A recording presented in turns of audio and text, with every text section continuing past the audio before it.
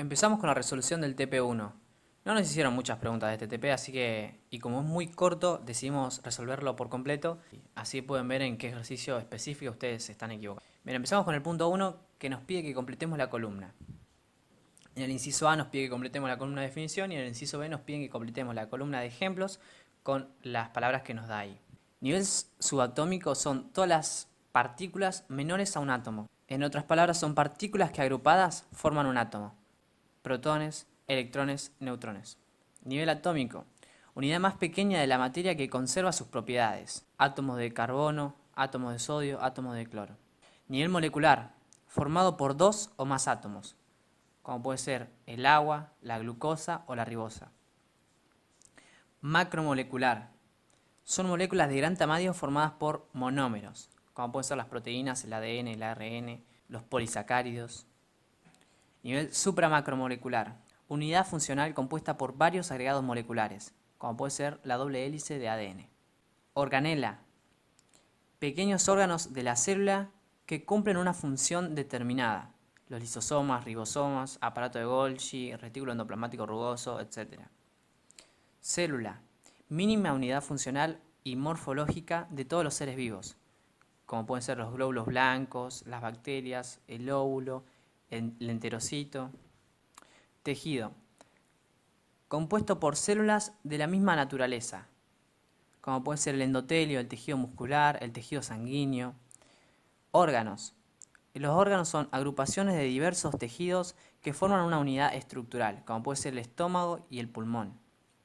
Sistema de órganos. Conjunto de órganos similares que cumplen una misma función o funciones parecidas, por así decirlo, como puede ser el sistema digestivo y el sistema respiratorio.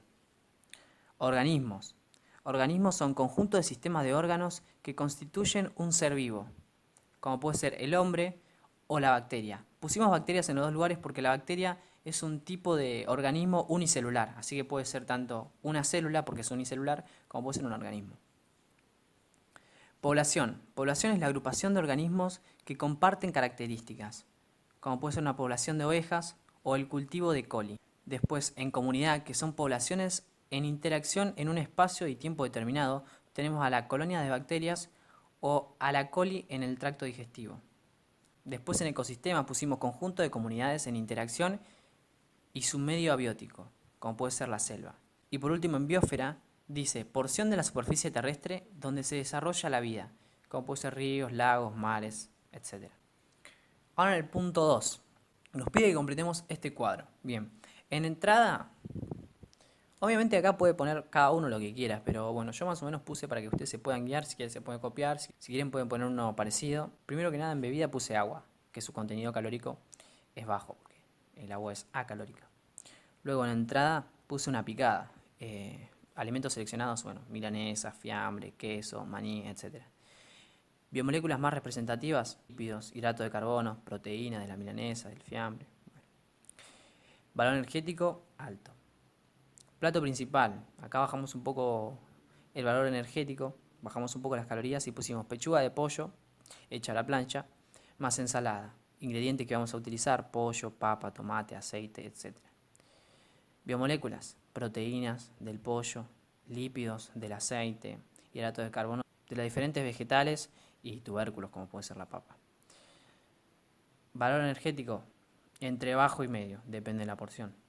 Postre, postre lo mismo, bajamos un poco más las calorías y pusimos ensalada de frutas, como pueden ser banana, manzana, naranja, mandarina, pera, etc.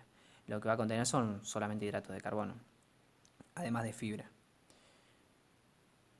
Y valor energético, siempre dependiendo de la porción, pero entre medio y bajo.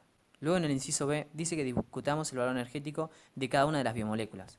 Las grasas, por cada gramo de grasas nos dan 9 kilocalorías y por cada gramo de proteína o de carbohidratos nos da 4 kilocalorías. Luego, en el inciso C nos pregunta si este menú puede ser apto para todas personas. No, porque las personas con un elevado nivel de colesterol no podrían comer esto por la milanesa frita, el maní, etc., el fiambre.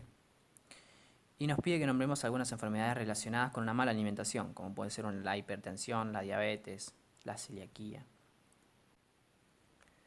Después en el punto 3 nos dan una célula eucariota y una célula procariota. Vamos a empezar por la procariota, que es más corta.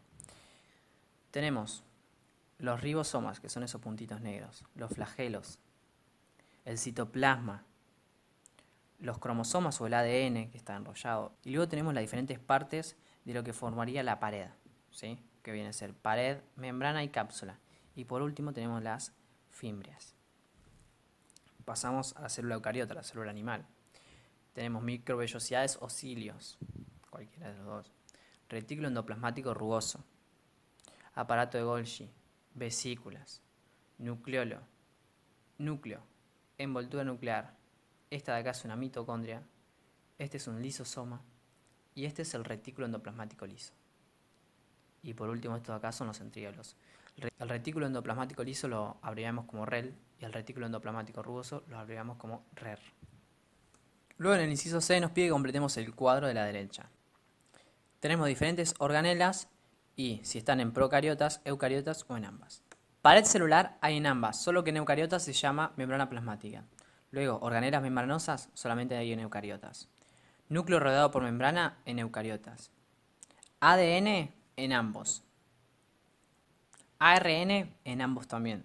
Lisosomas solo en eucariotas. Cromosomas lineales solamente en eucariotas. En procariotas suelen ser circulares. Ribosomas libres en ambos. Ribosomas adheridos al retículo endoplasmático rugoso solamente en eucariotas. Luego membrana plasmática y flagelos en ambos y cilios solamente en eucariotas. Luego en el inciso D nos pide que llenemos el cuadro de la izquierda. Así que en un número de menor a mayor tenemos una molécula de hidrógeno, pequeñas moléculas, ADN, virus, célula procariota y célula eucariota. Aunque también aquí se podría poner al ADN. ¿Por qué? Porque el ADN al desarrollarlo mide muchísima más longitud de que si está compactado. Luego en el inciso E nos pregunta qué son los virus y que justifiquemos la respuesta. Los virus son agentes infecciosos intracelulares obligados. ¿Por qué son intracelulares obligados? Porque necesitan de la célula huésped para vivir, ya que lo usan su mecanismo para poder reproducirse y seguir pasando de una generación a otra. En el inciso C nos pide que coloquemos verdadero, falso o parcialmente verdadero. Bien, las células eucariotas poseen pared celular, parcialmente verdadero. ¿Por qué? Porque en alimanes no tienen pared celular, sino que, como dijimos, tienen membrana plasmática. ¿Cómo se denomina el conjunto de estructuras que le brindó a las células eucariotas su gran diversidad adaptativa funcional? El citoplasma y las organelas. Las infecciones son causadas por células procariotas, verdadero. Los eucariotas son organismos pluricelulares, parcialmente verdadero, ya que hay también células unicelulares, como pueden ser las bacterias o los paramecios. ¿Qué entiende usted por antibiótico? Postule cuál cree usted que podría ser el mecanismo de acción de estas moléculas. Es una molécula o sustancia que detiene el crecimiento bacteriano o produce su muerte. Los hongos, ¿son procariotas o eucariotas? Los hongos son eucariotas. Mencione un patógeno eucariota y un procariota indicando en ambos casos a qué enfermedad lo asocia. En eucariota pusimos Histoplasma capsulatum, que es el causante de la enfermedad histoplasmosis.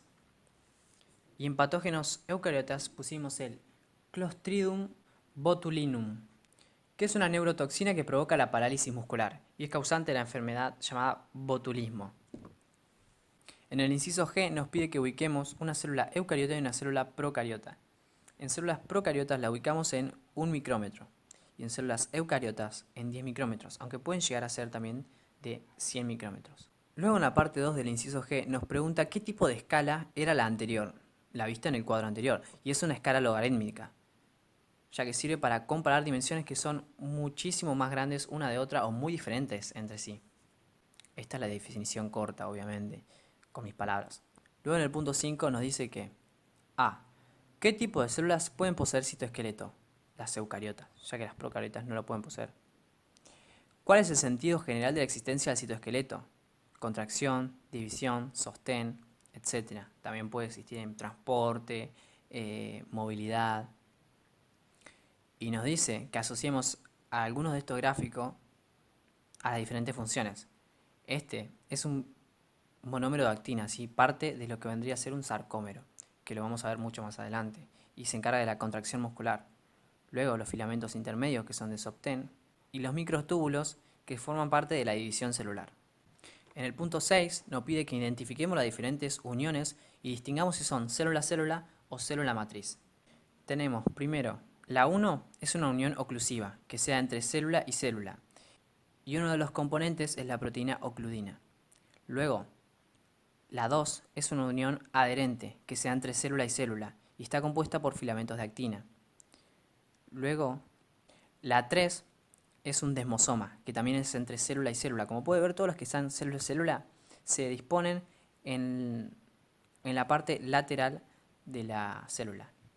Como decíamos, es un desmosoma célula-célula y está formado por filamentos intermedios. Luego, uniones gap, también célula-célula, que están compuestas por filamentos intermedios. Y por último tenemos los hemidesmosomas, que estos son célula matriz. Como pueden ver, se encuentran en la región basal de la célula y está compuesto por filamentos intermedios. Por último tenemos el punto 7 que habla de división celular. Nos dan dos procesos diferentes y nosotros tenemos que identificar cuál es cuál. Bien, el primero tenemos que es mitosis. ¿Por qué nos damos cuenta que es mitosis? Porque empezamos de una célula diploide, una célula madre diploide, y por último tenemos dos células madres diploides también. Esto significa que las células hijas van a ser iguales a la célula madre. Y del otro lado tenemos a la meiosis, que empezamos de una célula diploide y terminamos en varias células haploides. En el punto B dice: ¿cree que alguno o algunos de los componentes del citoesqueleto previamente mencionados intervienen en el proceso de división celular? Sí, habíamos dicho previamente que sí. ¿Cuáles? Los microtúbulos. Si la finalidad de la división celular fuera la de renovar las células del epitelio intestinal, ¿qué tipo de división tendrían estas células y por qué? Tendrían el tipo de mitosis, para generar las células iguales a las que se van perdiendo conforme el epitelio intestinal cumple su función. Bueno, como verán, este TP es bastante corto, bastante simple y bastante general. No hicimos mucho hincapié en ir muy a fondo en la mitosis, en citoesqueleto, ni en nada de eso, porque son TPs específicos que vienen más adelante. Este TP es más que nada para poder integrarlos ustedes a la materia y ver una parte de los contenidos que van a ver más adelante. Así que nada, cualquier duda que tengan nos pueden mandar y nos vemos en el próximo video.